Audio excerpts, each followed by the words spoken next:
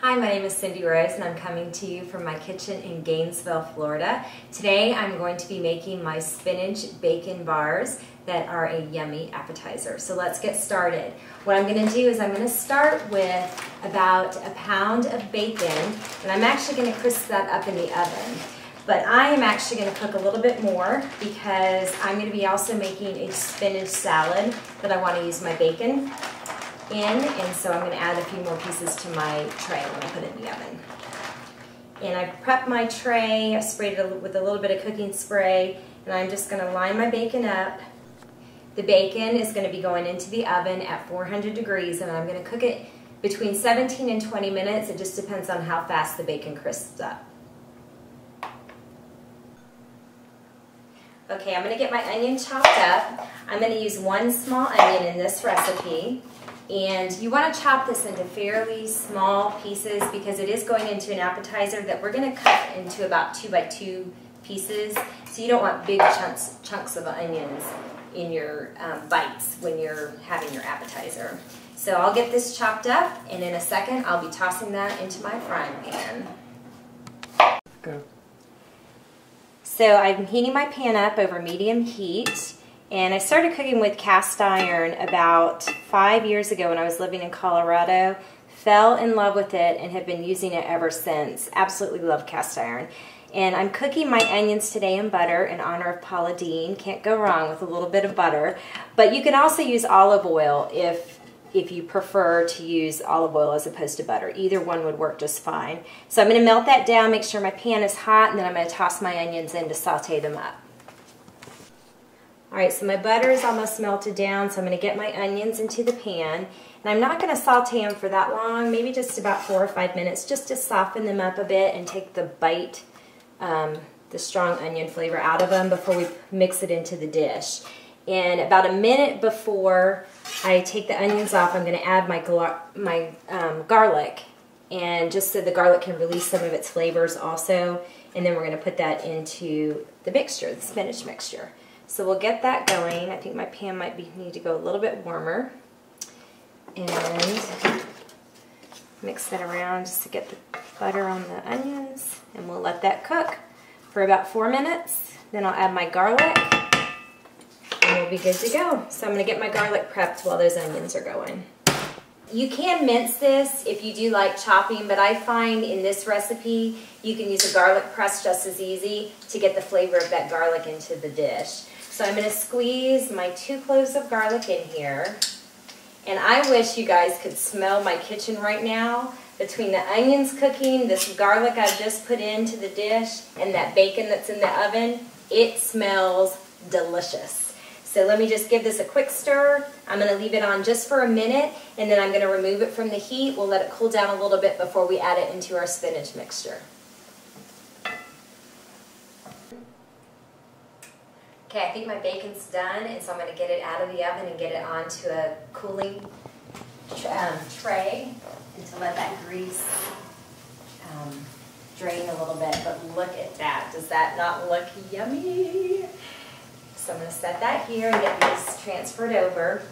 Now, one thing, if you like the flavor of bacon that you can do that I have done, is let this bacon fat cool and then put it in a clean, sealed jar. I like to recycle my pasta jars for that. And you can use that bacon fat to use in other dishes to cook if you want to get that bacon flavor in something else. Just an idea. So if you have onions you want to saute for a recipe, or garlic, or even vegetables, but you want a little bit of bacon flavor, hang on to that bacon fat. And you can reuse it. Okie dokie. So I'm going to get these on here, and then we're going to get going with our spinach mixture. Okay, on to the rest of our ingredients. I'm using Philadelphia cream cheese, the full-fledged, all the fat kind for flavor. So I'm going to get that into my bowl, and I'm going to be mixing my wet ingredients first and then adding the rest to it. So we're going to start with 8 ounces of cream cheese. Okay, I'm adding a half a cup of sour cream. I'm using the lighter sour cream. Of course, you can use regular sour cream or fat-free. I think the recipe has enough flavors in it that if you use fat-free, you'd be fine. And I'm going to get that mixing up, and then I'm going to be adding my eggs one at a time.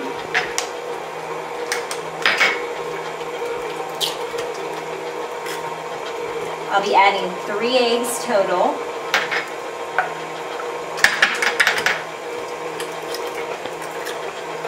And my grandma taught me, because she was the baker in the family, that you should always crack your eggs into a separate dish before you put them into the recipe, just in case you get a bad egg.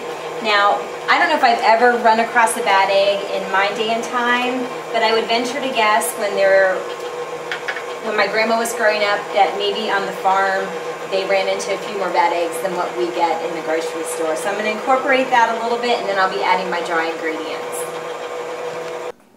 Okay, now I'm going to add 2 boxes of frozen chopped spinach that I have defrosted and squeezed out the excess liquid. So I'm going to get that in there. We'll get that going. I'm going to add a half a teaspoon of salt. And I'm only putting a half a teaspoon in because we've got the salt in the bacon, and that's going to add some additional salt flavor to that. I'm going to add a dash of white pepper. Decided to use white pepper instead of black just for a change. I'm going to mix in a cup of shredded Swiss cheese. And then I've got some fresh tarragon from my herb garden that I'm very excited to use. I'm going to strip these down, give them a quick chop, and put in about a teaspoon worth of tarragon. And then also I'm adding a cup of flour just so that mixture can adhere together in that pan. I'm going to chop up my bacon and come back and toss in my bacon, and then that is going to be ready to go into the oven. So I've got my bacon. I'm going to just toss my bacon in. And that looks yummy. And of course my garlic and onions that we had sauteed earlier on the stove are going in.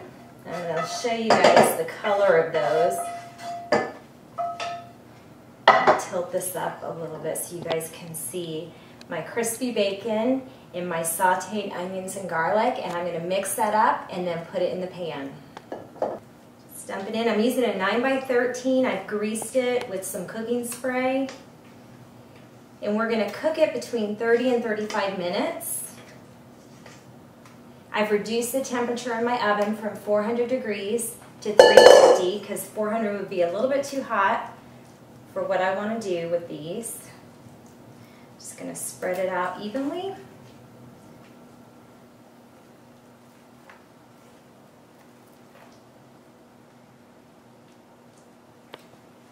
And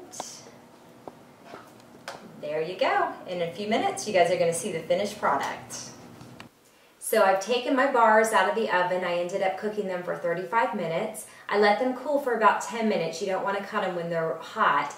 Cut them into nice, about 1.5 by 1.5 squares, and I've plated them. I'm going to bring my food critics out here in a minute and let them have the final say-so on how they taste. Okay. You're welcome. Eat. You may eat it.